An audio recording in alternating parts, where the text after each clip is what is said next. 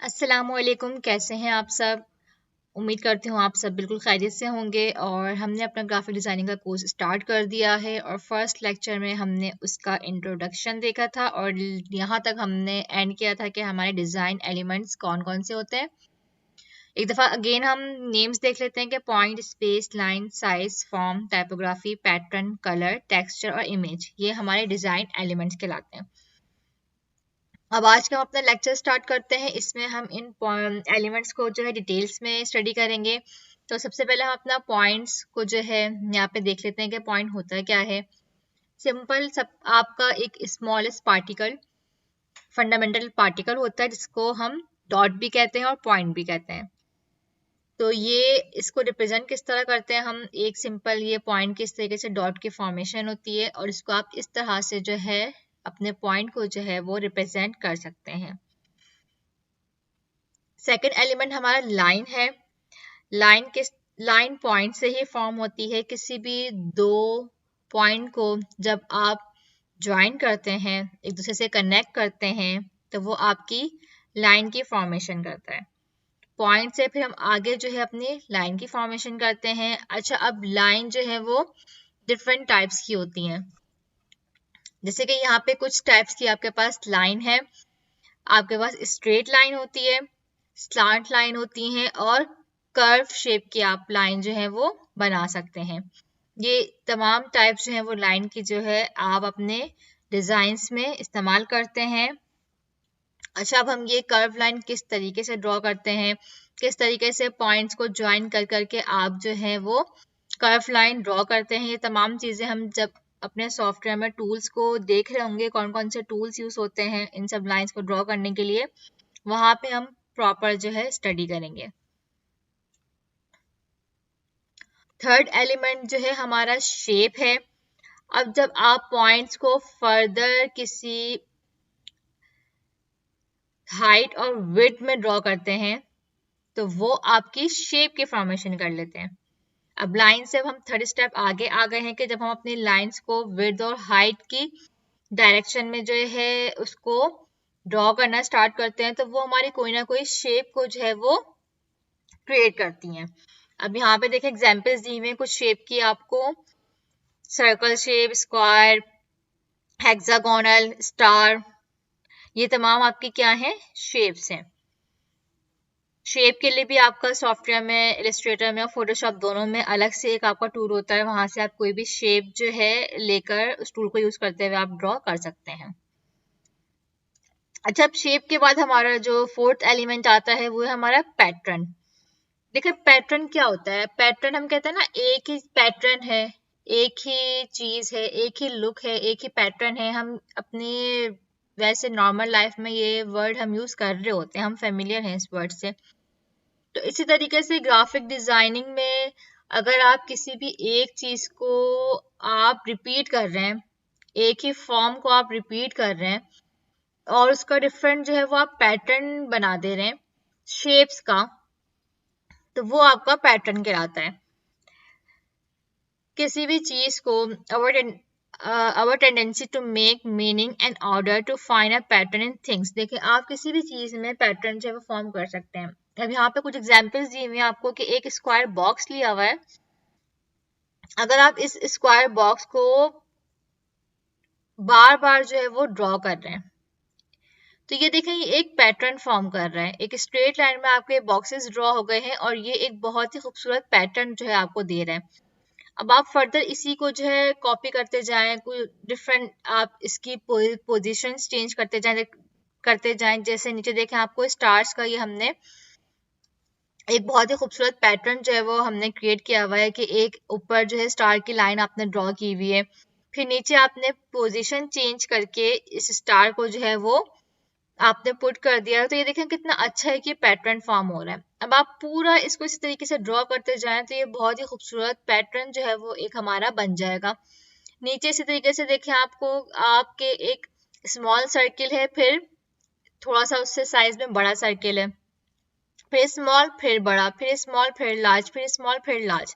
तो इस तरीके से बार बार एक स्मॉल सर्कल की रिपीटेशन, फिर एक लार्ज सर्कल की तो ये देखें कितना खूबसूरत आप पैटर्न जो है इस तरीके से शेप को बार बार यूज कर कर और उनकी पोजीशंस चेंज कर कर उनकी डायरेक्शन चेंज कर कर किसी भी तरीके से आप अपना पैटर्न जो है वो क्रिएट कर सकते हैं।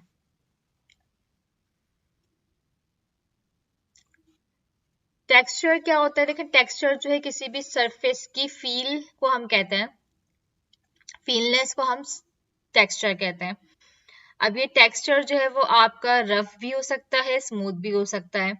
तो आप जो है टेक्सचर जो है पैटर्न के थ्रू ही आप अपने ग्राफिक डिजाइन में अपने टेक्सचर की फीलनेस जो है वो सरफेस की फीलनेस को जो है वो इन्हांस कर सकते हैं। और यहाँ पे ये देखें कि कितनी खूबसूरत एग्जांपल्स दी हुई हैं आपको। यहाँ पे डिफरेंट पैटर्न है उसको आपने एज अ टेक्सचर जो है वो अपने यहाँ पे रिप्रेजेंट किया हुआ है। ये एक रफ सरफेस का है पैटर्न और उसका ये टेक्सचर जो है किस तरीके से देखें आपका डेप्थ को भी जो है इन्हांस करता है। आपके बैकग्राउंड के डेप्थ को टेक्सचर के अगर आप उसको रफ कर दें उसकी इमेज को तो वो आपकी डेप्थ को भी जो है वो इन्हांस करता है टेक्सचर आपका। इसके बाद स्पेस आता है हमारा ग्राफिक डिजाइन में मोस्ट इम्पॉर्टेंट एलिमेंट है हमारा। अगर आपकी स्पेस सही नहीं होगी एलिमेंट्स के बीच में, एक रेगुलरिटी नहीं होगी आपकी स्पेस में और एक सीक्वेंस से आपने जो है अपने डिजाइन्स के अंदर जो जो चीजें पुट की हुई होंगी उसमें आपने स्पेस को मेंटेन नहीं किया होगा तो आपके डिजाइन्स में एक यूनिकनेस नहीं आएगी और एक जो बिल्कुल कहते हैं ना कि यूनिकनेस नहीं होगी और एक आपका बहुत स्कैटर्ड लगेगा आपका डिजाइन।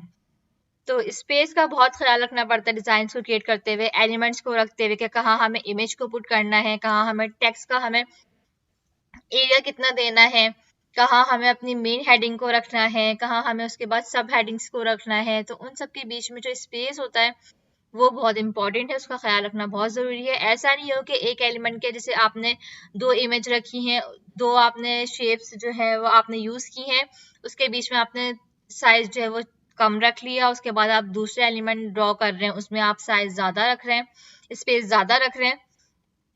तो अगर इस तरीके से हम डिजाइनिंग करेंगे तो बिल्कुल वो डिजाइन आपका एक कहते हैं ना प्रोफेशनल लुक नहीं देगा।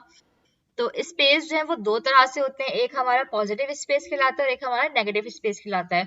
देखिए पॉजिटिव स्पेस क्या होता है कि जो चीज आप बना रहे हैं, जिस ऑब्जेक्ट पे आप काम कर रहे हैं, तो उस ऑब्जेक्ट का जो एरिया होगा वो आपका पॉजिटिव स्पेस कहलाएगा। जैसे कि ये देखिए फर्स्ट पिक्चर के ऊपर मैं स्क्रॉल अप कर रही हूँ, इसको मैं थोड़ा जूम भी करती हूँ ताकि आप लोगों को क्लियर जो है ये पिक्चर पॉजिटिव और नेगेटिव स्पेस जो है आप लोगों को समझ में आ जाए। ये देखें यहाँ पे ये एक वॉस की इमेज आपको नजर आ रही है। इट्स मीन के जिस चीज पे हम वर्क कर रहे हैं यहाँ पे ये हमारा वॉस है, ठीक है। अच्छा जी, या तो आप ये कह सकते हैं कि इसको आप वॉस कंसिडर कर लें, या अगर आप इसको थोड़ा और डेप्थ में जाकर देखेंगे तो यहाँ पे जिस तरीके से ये आपको टू फेसेस यहाँ पे नजर आ रहे हैं, यहाँ पे ये टू फेसेस जो है ये वाइट स्पेस पे जो है ये इस तरीके से भी बनते हुए आपको दिखेंगे। लेकिन यहाँ पर जो हमारा फोकस जो चीज हो रही है ये हमारा ब्लैक एरिया हमारा फोकस हो रहा है। इट्स मीन कि ये चीज हमारी फोकस में है, ब्लैक एरिया जो है हम पहले देख रहे हैं, तो ये हमारा ऑब्जेक्टिव हो जाएगा यहाँ पर और ये हमारा पॉजिटिव स्पेस होगा कि ये चीज हमारी बनाई गई है, ड्रॉ की गई है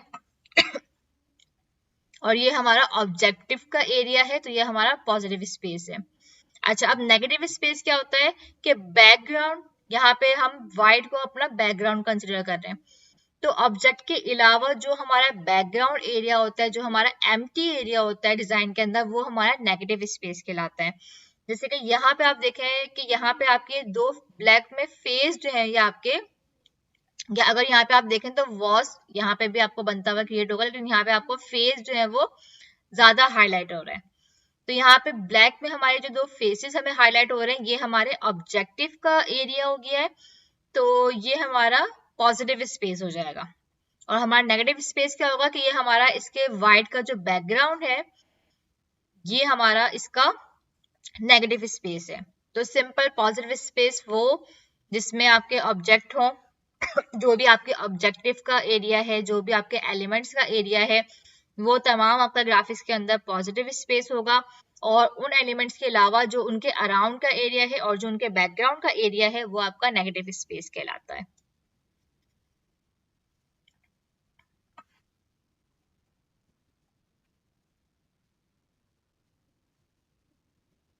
अच्छा जी, इसके बाद जो है साइज की हम बात करते हैं कि साइज से आप क्या करते हैं, किसी भी चीज को लार्जर और स्मॉलर उसका आप शो करने के लिए आप साइज का एलिमेंट यूज करते हैं।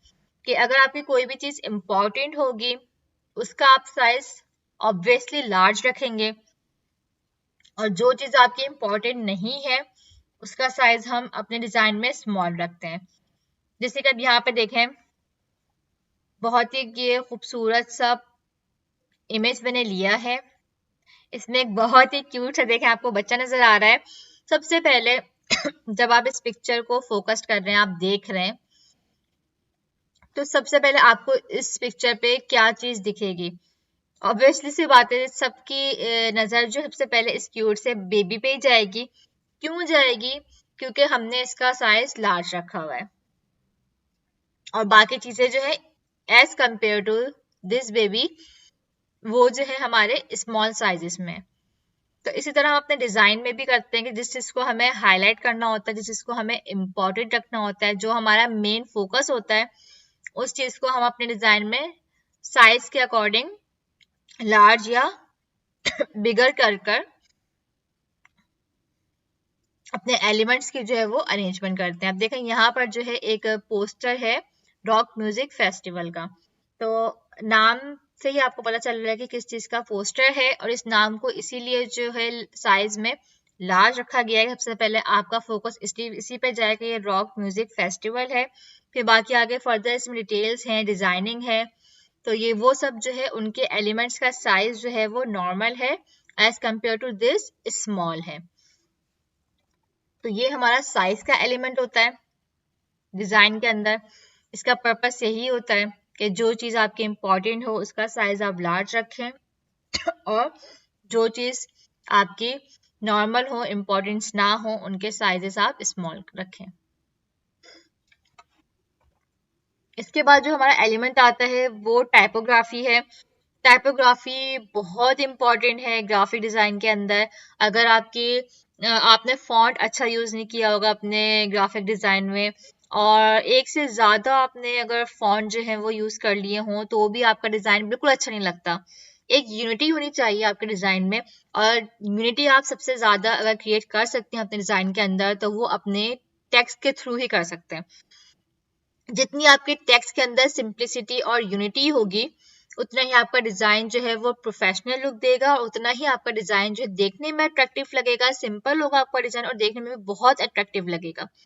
अच्छा जी, अगर आपके टेक्स्ट के बीच में आपके टाइपोग्राफी हो और आपके टेक्स्ट के बीच में अरेंजमेंट भी अगर आपने सही नहीं की होगी, तो भी आपके डिजाइन्स में बहुत इफेक्ट पड़ता है। देखिए अब यहाँ पे आपको बहुत ही दो खूबसूरत से आपके टाइपोग्राफी पोस्टर दिख रहे होंगे, जिसमें बहुत ही खूबसूरत तरीके से जो है अपने टेक्स्ट्स को जो है अरेंज किया गया है।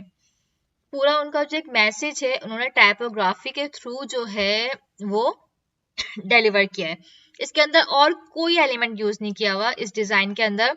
ना कोई इमेज है, ना कोई शेप है, ना कोई लाइन है, ना कोई डॉट्स है। सिंपल इस पोस्टर को डिजाइन किया गया है थ्रू द टाइपोग्राफी।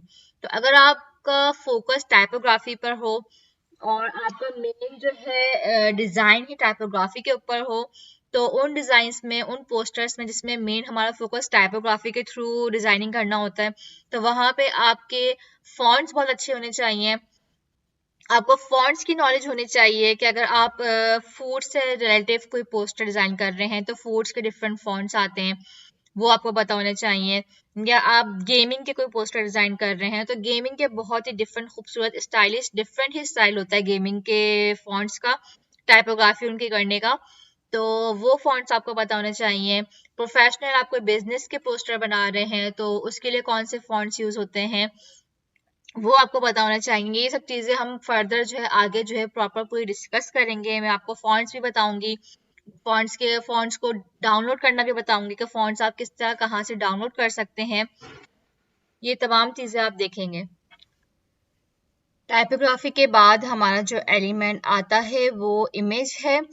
इमेज बहुत ही एक इम्पॉर्टेंट पार्ट होता है आपके किसी भी डिज़ाइन का। और यहाँ पे आप 3 टाइप्स की इमेजेस यूज़ कर सकते हैं। नंबर 1 फोटोग्राफिक इमेज जो हमारे सिंपल आपने किसी भी कैमरे से ली हुई हो। सेकंड होती है इलिस्ट्रेशन इमेज। इलिस्ट्रेशन इमेज क्या होती है, जो एडोब इलिस्ट्रेटर पे बनाई जाती हैं। जैसे ये देखें यहाँ पे सेकंड, ये जो आपके पास इमेज है ये इलिस्ट्रेशन पे बनाई गई है पूरी।